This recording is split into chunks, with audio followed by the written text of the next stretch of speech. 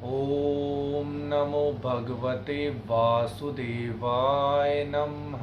ओम नमो लक्ष्मी नारायण नमः। जय हो लक्ष्मी नारायण की। राधे राधे सभी दोस्तों को। मैं आंसू उम्मीद करता हूँ सभी लोग बढ़िया होंगे।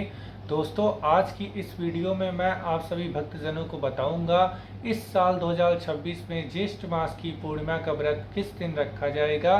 ज्येष्ठ मास की पूर्णिमा को वट पूर्णिमा का भी व्रत पड़ता है। जैसा कि सभी भक्तजन जानते हैं, ज्येष्ठ मास की अमावस्या के दिन वट सावित्री व्रत रखा जाता है।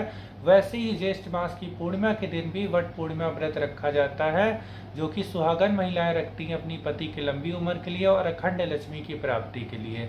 पूजा अर्चना की विधि, पूजा अर्चना की कथा, सारी चीजें जैसे ही वट सावित्री व्रत में रखी जाती हैं, जो विधि होती है उसी विधि के साथ वट पूर्णिमा व्रत में भी पूजा अर्चना की जाती है। अब मैं आप सभी भक्तजनों को बताता हूँ यह व्रत किस दिन रखा जाएगा। इस साल ज्येष्ठ मास की पूर्णिमा तिथि का प्रारंभ हो रहा है 29 जून को सोमवार वाले दिन सुबह 3:07 पर, और इस तिथि का समापन होगा 30 जून को मंगलवार वाले दिन सुबह 5:26 पर। तो इस बार वट पूर्णिमा का व्रत, ज्येष्ठ मास की पूर्णिमा का व्रत 29 जून को सोमवार वाले दिन रखा जाएगा, क्योंकि ब्रह्म मुहूर्त की पूर्णिमा के साथ साथ पूरा दिन इस दिन पूर्णिमा का व्रत रखा जाएगा। पूरा दिन पूर्णिमा तिथि रहेगी। सत्यनारायण भगवान का व्रत, स्नान दान की जो पूर्णिमा है वो भी इसी दिन व्रत रखा जाएगा, और इसी दिन सभी शुभ मुहूर्त पूर्णिमा तिथि के पड़ रहे हैं। अब मैं आप सभी भक्तजनों को बताता हूँ पूर्णिमा तिथि का जो लोग व्रत रख रहे हैं, सत्यनारायण भगवान का जो व्रत रख रहे हैं, उसके बारे में मैं बता देता हूँ। सबसे पहले दोस्तों बात करें तो जैसा कि हमारे सनातन धर्म में बताया गया है कि पूर्णिमा का दिन स्नान दान के लिए जब तक के लिए दिन माना जाता है। तो इस दिन गंगा नदी में स्नान करने का हमारे सनातन धर्म में धार्मिक महत्व है। लेकिन अगर किसी कारणवश भक्तजन गंगा नदी में स्नान नहीं कर पा रहे हैं तो घर के पानी में गंगा जल डालकर स्नान कर सकते हैं। अगर घर में भी गंगा जल उपलब्ध ना हो तो नहाते समय गंगा मैया का नाम ले लें तो भी तीर्थों के बराबर स्नान का फल भक्तजनों को प्राप्त होता है। स्नान करने के बाद जो भी भक्तजन पूर्णिमा का व्रत रख रहे हैं, लक्ष्मी नारायण की पूजा अर्चना कर सकते हैं। सत्यनारायण भगवान का व्रत रख रहे हैं तो शालिग्राम भगवान की, लक्ष्मी नारायण की, कृष्ण जी की पूजा कर सकते हैं। अब मैं आप सभी भक्तजनों को पूजा अर्चना की विधि बता रहा हूँ। स्नान करने के बाद पवित्र वस्त्रों को धारण करें। तांबे के लोटे में जल लेकर पूर्व दिशा की ओर मुख करके सूर्य देव को अर्घ दें। फिर अपनी पूजा अर्चना को प्रारंभ करें। घर के स्थान जहाँ पे आप सभी भक्तजनों को पूजा अर्चना करनी है उसे साफ सुथरा कर लें। फिर अपनी पूजा अर्चना को प्रारंभ करें। साफ सुथरा करने के बाद भगवान लक्ष्मी नारायण को विराजित करें। सत्यनारायण भगवान का व्रत रख रहे हैं तो भगवान सत्यनारायण को, शालिग्राम भगवान को विराजित करें। फिर पूजा अर्चना को प्रारंभ करें। पूजा अर्चना को प्रारंभ करने से पहले हाथ में जल ले लें, पुष्प ले लें और संकल्प करें कि हे भगवान, आज मैं आपका ज्येष्ठ मास की पूर्णिमा का व्रत रख रहा हूँ। कृपया करके हमारी पूजा अर्चना को स्वीकार करें और अपनी कृपा हम पर और हमारे परिवार वालों पर बनाए रखें। तब अपनी पूजा अर्चना को प्रारंभ करें। भगवान को विराजित करें, भगवान का स्नान कराएं। शुद्ध जल से, गंगा जल से भगवान का स्नान कराएं। पंचामित्र हो तो उससे भगवान का स्नान कराएं। स्नान कराने के बाद भगवान को विराजित करें। भगवान के ऊपर रोली चंदन अर्पित करें। माता रानी के ऊपर सिंदूर अर्पित करें। अगर पुरुष हैं तो माता रानी के चरणों में सिंदूर अर्पित करें। उसके बाद लक्ष्मी नारायण को, शालिग्राम भगवान को पुष्प अर्पित करें। पुष्प अर्पित करें, तुलसा दल अर्पित करें। फिर सुगंधित वातावरण के लिए धूप बत्ती हो गया, अगरबत्ती हो गया, इसको जलाकर दिखाएंगे। इत्र अर्पित कर सकते हैं। फिर हम लोग अग्नि को प्रज्वलित करेंगे, जिसके लिए हम लोग घी के दीपक का उपयोग कर सकते हैं। फिर हम लोग भगवान को भोग अर्पित करेंगे। मौसमी फल हो गया, मिठाइयाँ हो गई, फलाहार हो गया, पंचामृत हो गया, इन सब का भगवान को भोग हम लोग अर्पित कर सकते हैं।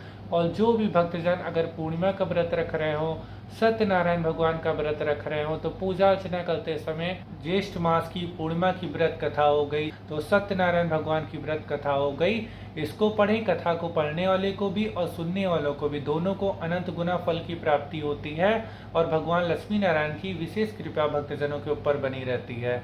जब तब के लिए भी ये दिन माना जाता है। तो वो भक्तजन ओम नमो भगवते वासुदेवाय नमः मंत्र का जाप कर सकते हैं। माँ लक्ष्मी का मंत्र, माँ लक्ष्मी नमस्तुभ्यम सुरेश्वरी हरिप्रिय नमस्तुभ्यम दयानिधे। भगवान विष्णु का मंत्र ओम शांताकारं भुजगशयनं पद्मनाभं सुरेशं विश्वाधारं गगनश्रेदसं मेघवर्णं शुभांगं लक्ष्मीकान्तं कमलनयनं योगभीत्यानगम्यं वंदे विष्णु भव्यहरं सर्वलोकैकनाथम्। इन मंत्रों का जाप कर सकते हैं भक्तजन। फिर उसके बाद भगवान लक्ष्मी नारायण की शालिग्राम भगवान की विधि पूर्वक आरती करेंगे। आरती करने के बाद प्रसाद को ग्रहण करें। फिर अपनी दिनचर्या को प्रारंभ करें। हो सके तो रात्रि में कुछ रात्रि जागरण भजन कीर्तन करें। ऐसे अपनी दिनचर्या को बिताएं। कुछ खाली समय हो तो भगवान का नाम जाप करें, भजन का जाप करें, भजन को मन ही मन पढ़ें। ये सब करने से भगवान की कृपा बनी रहती है। अब मैं आप सभी भक्तजनों को ज्येष्ठ मास की पूर्णिमा के दिन जो शुभ मुहूर्त पड़ रहे हैं वो पंचांग से देखकर बता रहा हूँ। इस दिन सूर्योदय होगा सुबह 5:13 पर, सूर्यास्त होगा शाम के 6:58 पर। ब्रह्म मुहूर्त का जो शुभ समय है वो सुबह 3:51 से लेकर सुबह 4:32 तक का है। प्रातः काल संध्या का शुभ मुहूर्त है वो सुबह 4:12 से प्रारंभ होगा और सुबह के 5:13 तक रहेगा। अभिजीत मुहूर्त इस दिन 11:58 से लेकर दोपहर के 12:33 तक रहेगा। विजय मुहूर्त का जो शुभ समय है वो इस दिन दोपहर को 2:23 से प्रारंभ होगा और दोपहर के 3:18 तक रहेगा।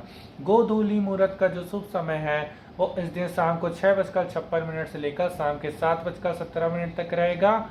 सायं संध्या का जो शुभ समय है वो शाम को 6:58 से लेकर शाम को 7:59 तक रहेगा। अमृत कलम का जो शुभ समय है वो रात्रि में 8:53 पर प्रारंभ होगा और रात्रि को 10:40 तक रहेगा। निशिता मुहूर्त जो कि रात्रि में साधना के लिए सबसे शुभ मुहूर्त माना जाता है वो इस दिन रहेगा रात्रि में 11:45 से लेकर रात्रि के 12:26 तक। यही सब शुभ मुहूर्त हैं दोस्तों जो ज्येष्ठ मास की पूर्णिमा के दिन सोमवार वाले दिन 29 जून वाले दिन पड़ेंगे। अब मैं आप सभी भक्तजनों को राहु काल का समय बता दे रहा हूँ।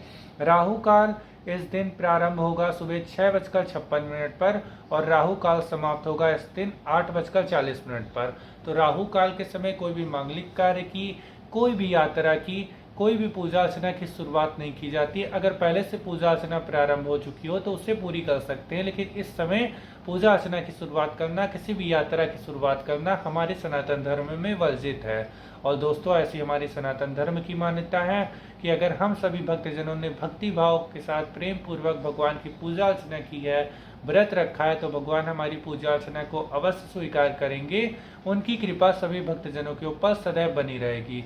दोस्तों अब एक बात और मैं आप सभी भक्तजनों को बता दे रहा हूँ। वट पूर्णिमा का जो व्रत है उसकी जो पूजा अर्चना की विधि है, उसकी जो कथा है वो मैंने अपने चैनल पे डाल रखी है। अगर जो भी भक्तजन देखना चाहते हैं तो देख सकते हैं, जान सकते हैं विधि।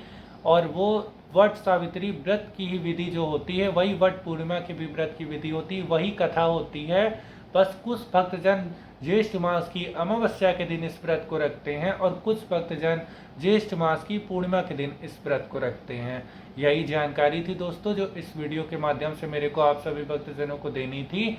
फिर मिलते हैं अगली वीडियो में किसी और जानकारी के साथ। आशा करते हैं आप सभी का हर दिन हर पल मंगलमय हो। सभी देवी देवताओं की कृपा सभी भक्तजनों के ऊपर सदैव बनी रहे। राधे राधे सभी दोस्तों को।